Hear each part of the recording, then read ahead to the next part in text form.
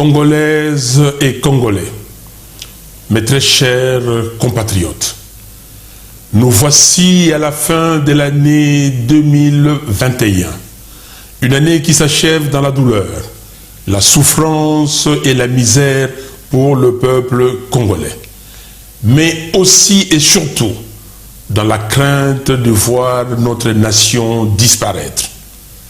Le 25 décembre dernier, jour de la Nativité, la ville de Beni a connu une explosion qui a tué plusieurs de nos compatriotes. L'horreur de cet acte odieux est venue se greffer aux tueries et massacres enregistrés dans la partie est de la République. Je présente mes condoléances à toutes les familles qui ont perdu des êtres chers cette année à cause de l'insécurité généralisée. Les esprits pernicieux veulent tuer notre pays, la République démocratique du Congo, que nous avons reçu en héritage de nos aïeux. Alors que le monde continue de faire face à une menace sanitaire existentielle, en RDC, on constate une inaction irresponsable. Seulement 0,1% de la population congolaise est vaccinée contre la Covid-19 à ce jour, le taux le plus faible d'Afrique.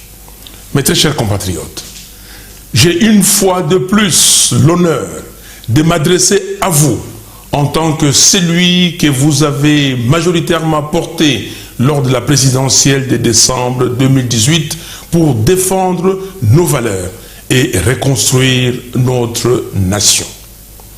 Depuis, je n'ai eu de cesse de prendre chaque jour et à chaque instant la mesure de cette responsabilité. En cette fin d'année 2021, pleine de souffrances et d'épreuves, alimentée d'une part par l'inacceptable guerre qu'on nous a imposée dans la partie est de notre pays, et d'autre part par la misère dans laquelle croupit notre population, je ressens davantage cette lourde responsabilité.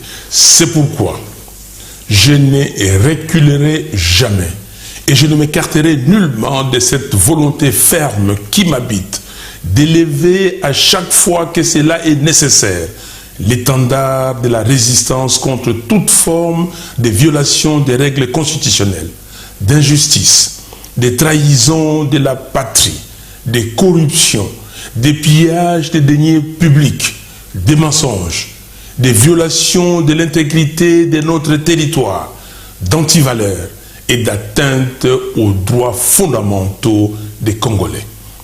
C'est l'essence même de notre combat.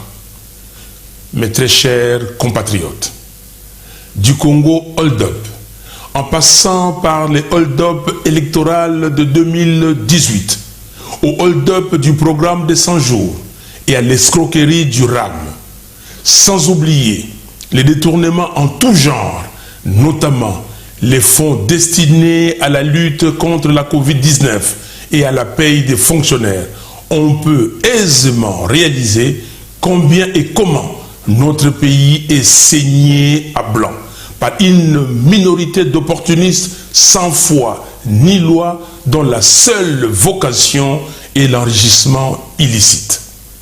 Cette clique prend plaisir à tromper l'opinion avec des slogans creux et des promesses aussi longues que les kilomètres parcourus par Magellan dans le néant.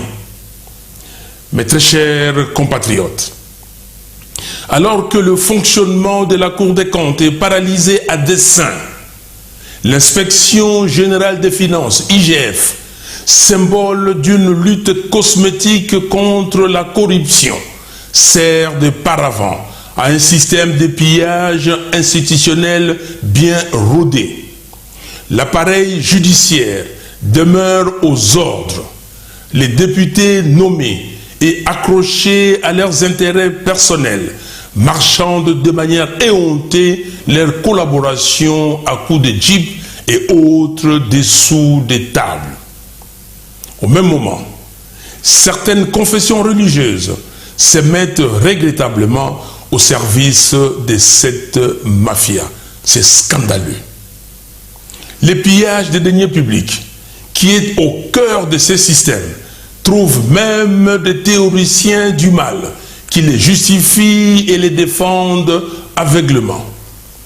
Si les voleurs et les corrompus ne sont pas effectivement condamnés, qui va payer pour la souffrance infligée au peuple congolais?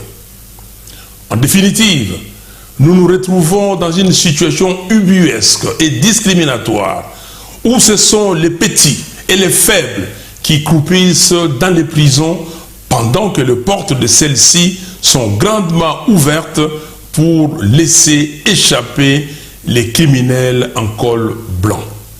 Non, nous refusons que les détournements des deniers publics soient dépénalisés pour les koulouna en cravate.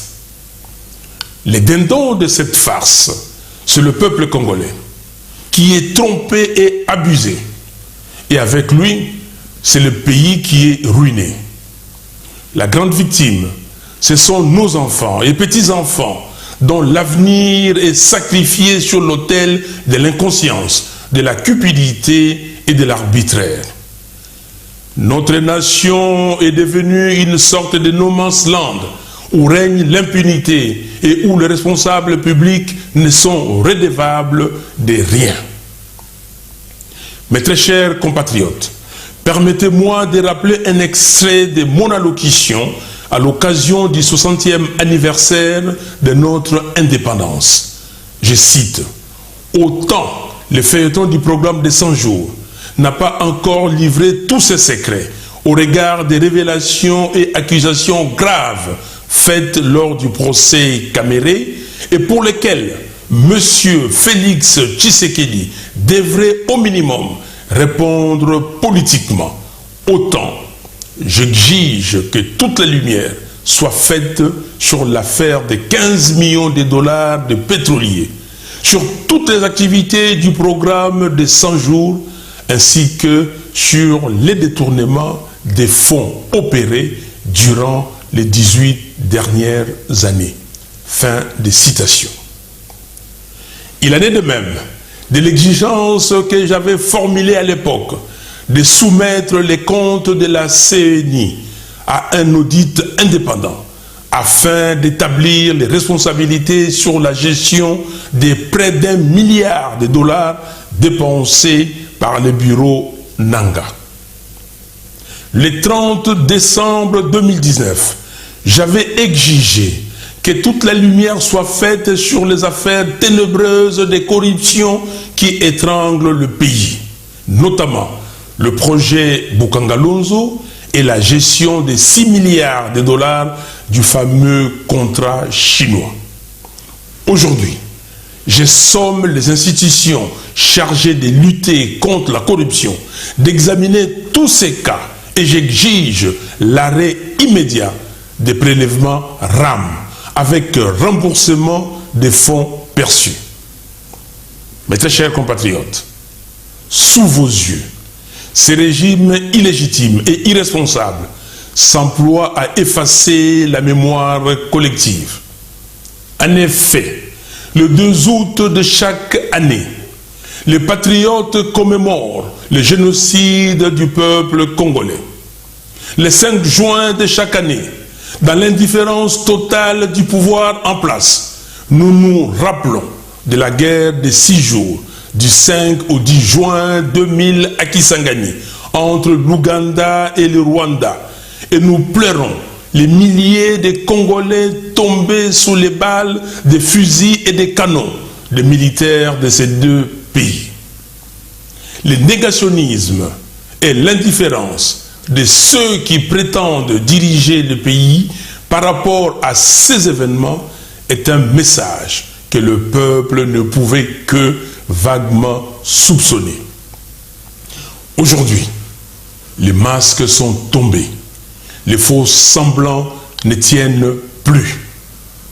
En effet, le 27 mai dernier, en violation flagrante de la Constitution, Monsieur Félix Tshisekedi a secrètement signé 2 accords de coopération militaire avec l'Ouganda.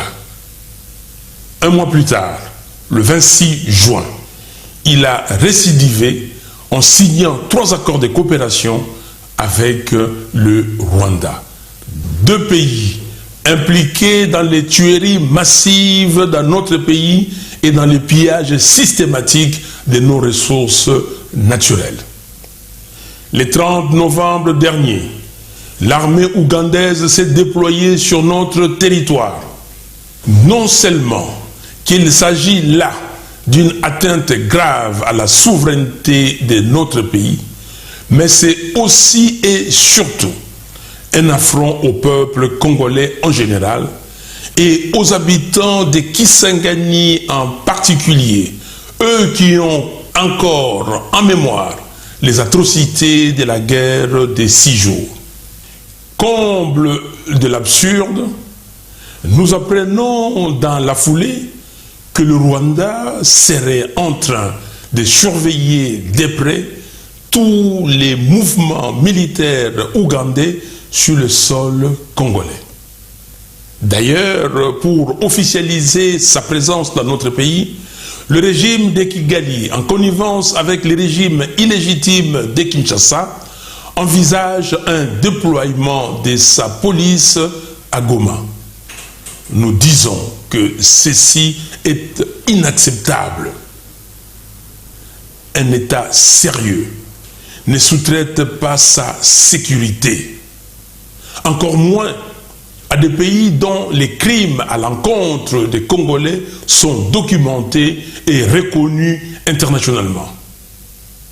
Il faut mettre fin à cette hypocrisie et s'attaquer aux causes profondes de l'instabilité dans la région des Grands Lacs. Il faut promouvoir les objectifs de réconciliation nationale, de tolérance et de démocratisation dans chaque pays de la région.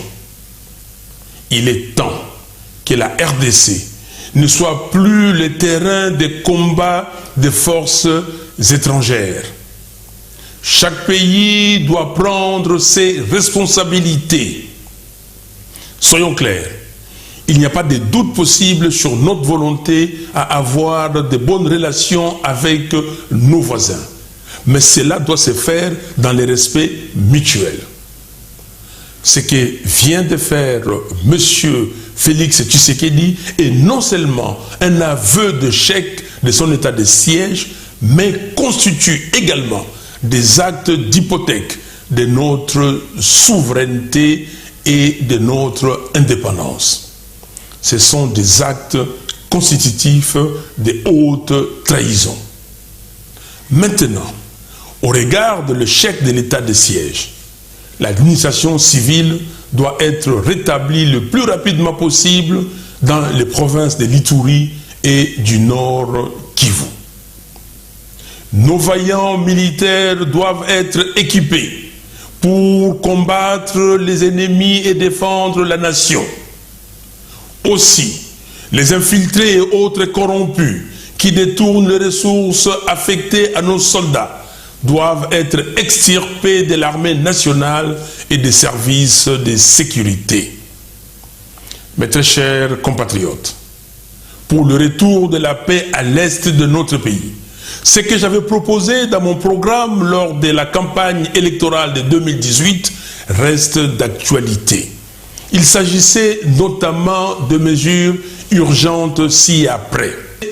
Le déménagement du Kankokolo de Kinshasa à Beni.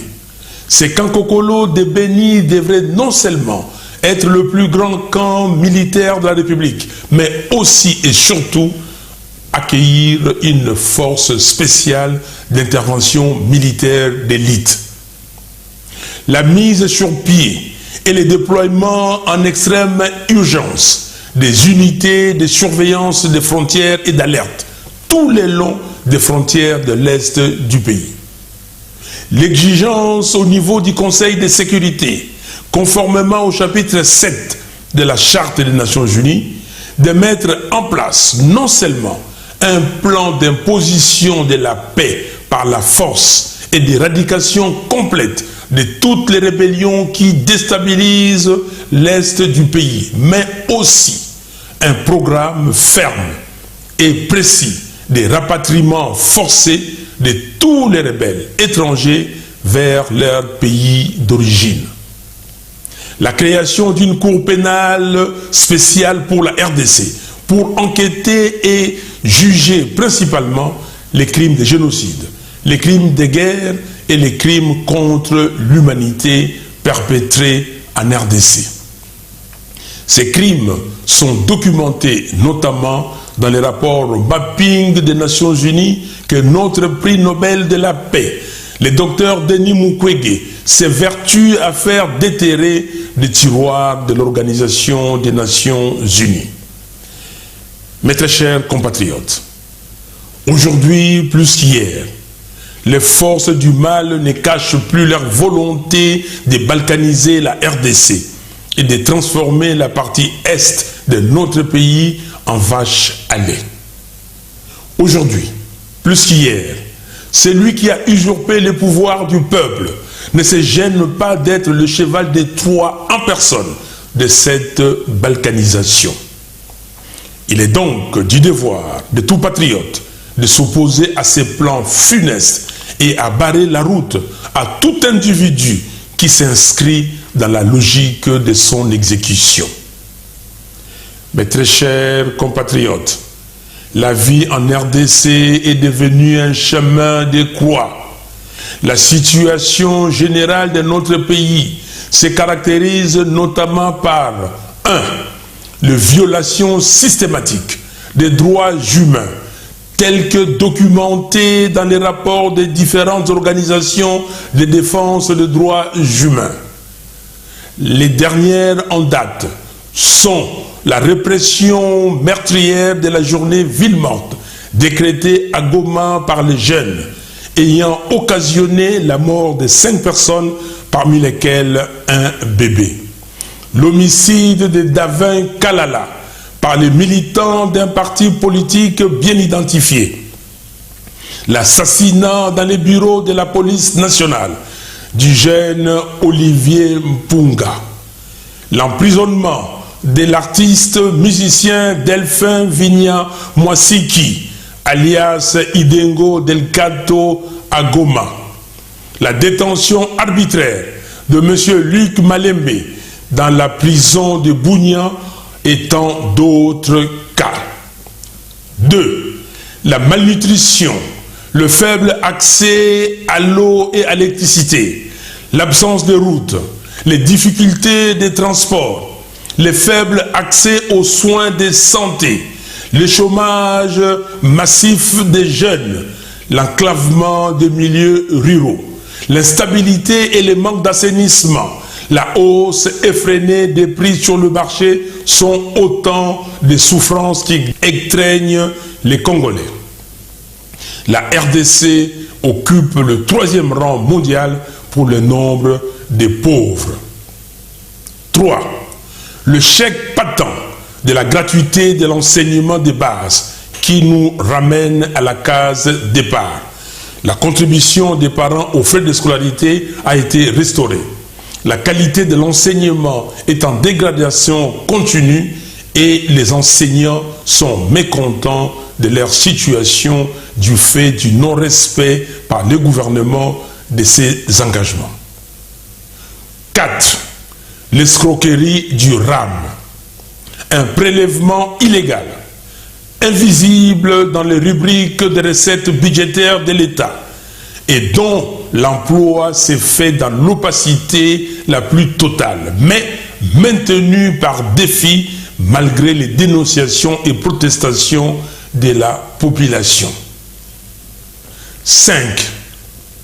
Le détournement de la majorité à l'Assemblée nationale, au Sénat et dans les assemblées provinciales, en profitant de la légèreté, de l'incohérence et du manque d'intégrité de ceux qui font la politique pour l'intérêt personnel.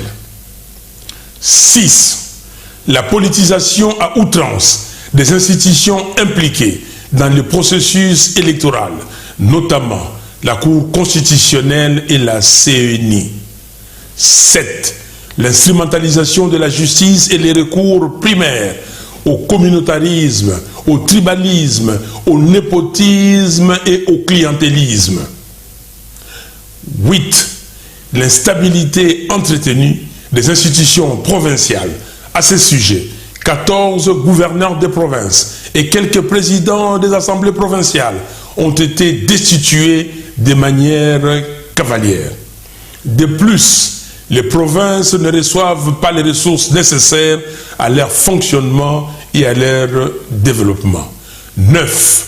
La signature des accords illicites et illégaux pour servir le projet de balkanisation de la RDC. 10. Un état de siège proclamé sans préparation ni planification et prorogé sans fin par un parlement aux ordres, au mépris de l'indignation de la population. Pendant ce temps, les tueries en Ituri et au Nord Kivu se poursuivent. L'absence criante de vision hypothèque l'avenir de notre pays et des générations futures. Mes très chers compatriotes, permettez-moi néanmoins d'exprimer mon espoir de voir une RDC à la hauteur de son potentiel. Ceci est une conviction et elle est partagée avec tous ceux qui croient en un avenir meilleur pour notre pays. L'espérance, c'est de dire à tous ceux qui voudraient qu'on renonce, qu'on se résigne, qu'on dépose les armes du combat populaire, qu'on ait peur, qu'on ne tente rien et qu'on ne prenne aucun risque. C'est de leur dire que nous n'allons rien lâcher. Nous irons jusqu'à la victoire finale, celle de la récupération du pouvoir du peuple par le peuple et pour le peuple, afin de reconstruire notre pays dans la paix et la cohésion. Le temps est venu pour réaffirmer la puissance de l'esprit, du génie et du caractère congolais, et de dire avec force que nous ne méritons pas le sort que nous subissons. Nous allons nous battre jusqu'au dernier patriote congolais pour nous réapproprier notre destin en imposant une autre réalité politique, économique et morale. L'extrait du discours de Martin Luther King de mars 1965 à Selma, en Alabama, me vient à l'esprit. Je cite, « Un homme meurt lorsqu'il refuse de défendre ce qui est juste. Un homme meurt lorsqu'il refuse de se battre pour la justice. Un homme meurt lorsqu'il refuse de prendre position pour ce qui est vrai. » Fin de citation. Nous allons donc nous battre pour imprimer une volonté patriotique, celle d'une société congolaise gouvernée avec vérité, justice, probité, compétence et dévouement. À la communauté internationale et aux partenaires multilatéraux de la RDC, je tiens à réitérer la volonté du peuple congolais à travailler de concert avec ceux qui partagent notre engagement de sortir notre pays de son marasme actuel. Alors que nous observons des déclarations inexactes sur des pseudo-avancées, il est primordial que les vrais amis de la RDC se montrent honnêtes sur la réalité de la vie des Congolais, au risque d'être de plus en plus perçus comme totalement déconnectés des réalités de ces pays. On ne peut pas soutenir une stabilité hypothétique aux dépens des aspirations profondes d'un peuple. Mes très chers compatriotes, conjuguons nos efforts pour sortir le pays de ce cycle infernal. Soyons unis et solidaires. Ne permettons plus jamais à quiconque de nous prendre en otage. N'acceptons plus jamais d'être manipulés. Et surtout, n'acceptons plus les faits accomplis. Que des temps d'efforts et de sacrifices nourris et perdus sur l'autel du mensonge. Mais pour que la nation se construise et se tourne vers le progrès, nous devons dégager un consensus pour organiser les élections transparentes, crédibles, impartiales et apaisées. C'est là tout le sens de notre combat pour des réformes électorales consensuelles, notamment celle de la dépolitisation de la CENI et l'indépendance de la Cour constitutionnelle, condition essentielle pour la vérité des urnes. Ainsi, pour s'assurer que la victoire du peuple ne sera plus jamais volée, il est impérieux que l'organe de gestion des élections, la CENI, soit neutre, impartial et dépolitisé. Nous ne pouvons pas tolérer qu'un membre d'un parti politique puisse se cacher derrière une confession religieuse pour de nouveau fabriquer les résultats des élections. Pour faire triompher cette voie de l'espérance, continuons la lutte. Car, comme la Bible le dit dans Galates 6:9, si nous ne relâchons pas nos efforts, nous récolterons au bon moment. Personne, en effet, quelle qu'elle soit, n'a ni le droit ni le pouvoir de saboter la lutte d'un peuple qui veut se libérer. Ce combat dans lequel nous nous sommes engagés est un combat existentiel pour la renaissance du peuple congolais. C'est pourquoi je tiens à féliciter les nombreux jeunes artistes musiciens congolais pour leur prise de conscience exprimée sous forme de chansons révolutionnaires, dénonçant avec justesse les méfaits de la gouvernance actuelle. Je salue aussi le courage de nos compatriotes détenus arbitrairement dans les prisons du pays pour avoir pris position contre le mal. Nous ne vous oublions pas.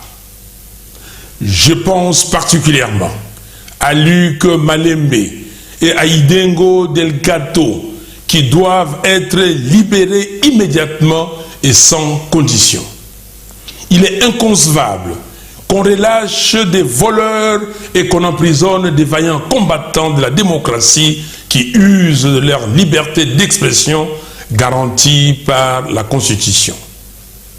Congolaises et Congolais, très chers compatriotes, j'ai maintenant le devoir de faire écho à nos pères fondateurs qui ont conquis la souveraineté de notre pays pour que les Congolais soient libres et vivent dans la dignité dans un pays uni, fort et prospère. Cette lutte, nous la poursuivons avec vous, et ce, jusqu'à la victoire finale qui est certaine. Peuple congolais, réveille-toi. Mobilise-toi pour que l'année 2022 soit celle au cours de laquelle nous allons renforcer les bases de notre victoire prochaine et faire échec à tous ceux qui tentent de nous maintenir sous le joug de la tyrannie et de la pauvreté. Mes très chers compatriotes, lèvons-nous et battons-nous. Battons-nous pour libérer notre pays. Battons-nous pour que demain, nous puissions construire la RDC. Battons-nous pour que nous puissions vivre en paix et en sécurité dans notre pays. Et battons-nous pour mériter la reconnaissance et le respect des générations futures. Au reste, mes très chers compatriotes, Congolaises et Congolais, que l'année 2022 soit réellement une année de combat et une année de victoire. bonne et heureuse année 2022. Que Dieu bénisse la RDC et son vaillant peuple. Je vous remercie.